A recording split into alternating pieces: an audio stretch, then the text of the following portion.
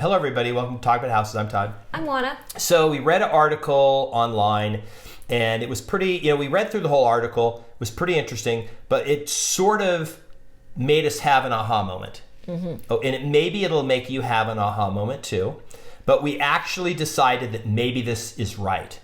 Like maybe this is right. Okay. Maybe this is a prediction of what's going to happen. Okay. They're predicting a pretty bad real estate market, probably over the next 4 years, maybe. Mm-hmm. Okay. Its study says negative home seller sentiment hurting sales activity. So sellers are now starting to be negative. In summary, if you're looking to buy a home, you should now have a better idea as to why everything looks overpriced and unattractive. Okay, so our people are saying that, right? Apparently. Homes are overpriced. Homes are unattractive. People say things. Because, these prices are not sustainable. Agreed. You agree they're not sustainable? I totally agree. That the prices that this article is mentioning, and it's unattractive that you have to go buy a house and pay $500,000 for an average house in Las Vegas.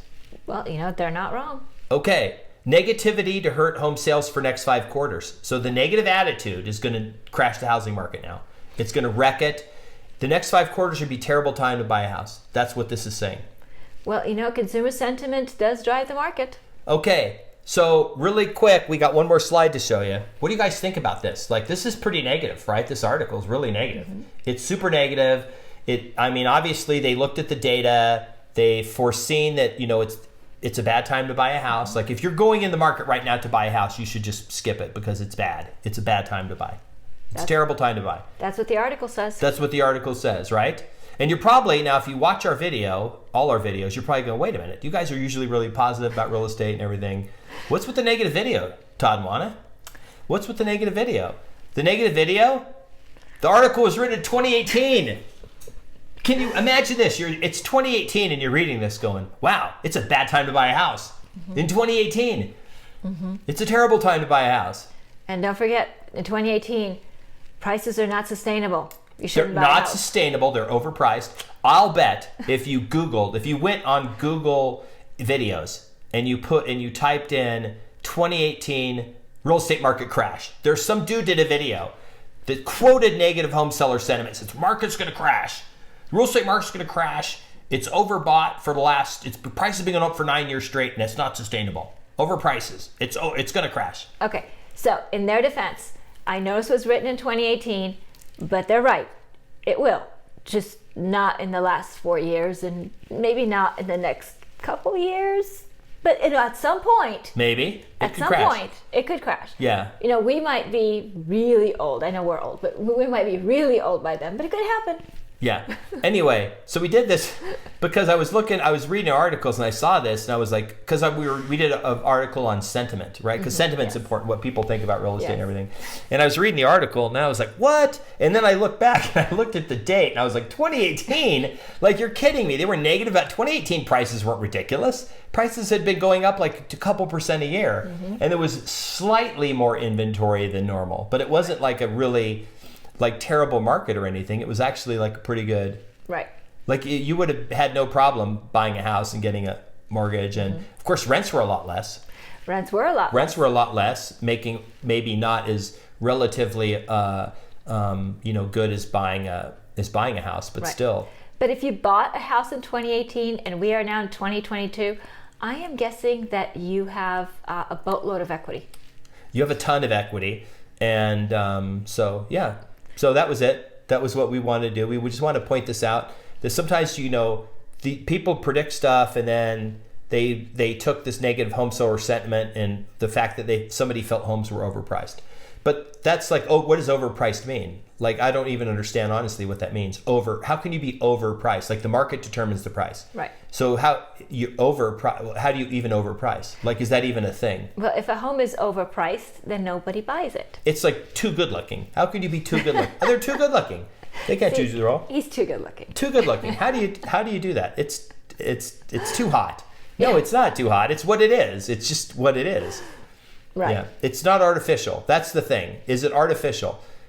The crux of what we do when we analyze what's going on is we try to get down to data and find if there's something artificial. And there's a difference between the last housing crash. You had this artificial loan thing and artificial building, which is artificial, versus now, which is a new thing, which is Wall Street coming in, buying a bunch of homes cash. Mm-hmm. And people now have a ton of equity. Right. Right. And there's there's a labor shortage, there's a material shortage, there's a housing shortage. So all of these are contributing to the low inventories. So it is a lot different this time around. I know we say that a lot, but it is a lot different. This article from 2018, I think they just looked at some data and maybe looked at it in isolation rather than giving it context, and that's what led to maybe a less than accurate conclusion. Yeah. So anyway, I just thought I'd point it out. No disrespect to the person that wrote the article or whatever, but it's just, I don't know what they were, doing, but it's clearly inaccurate. That's the great thing about the internet is, somebody makes a comment and then you can look later on and see if they were right or not. And I'm sure that years from now, maybe someone will come on our videos and go, I can't believe it. You guys were 100% right every time. You guys just nailed it. Everyone else was wrong. You guys were right.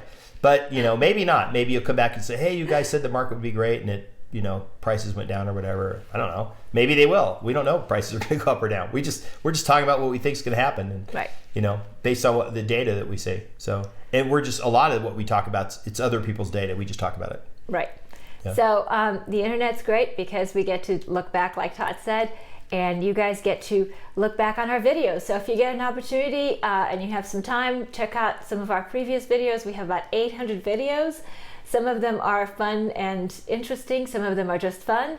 And some of them will just make you scratch your head. And if you want to see us doing property walkthroughs of trashed foreclosure houses from the last downturn, they go back, I think, as far as 2008. Right. You can go all the way back to the beginning of our video. Just click oldest to newest, and you can click and start finding old videos that we've done. But like I said, we've done a lot of videos. Right. A lot of videos. Plus, you get to see us, what we looked like, 10, 12 years ago. Much younger.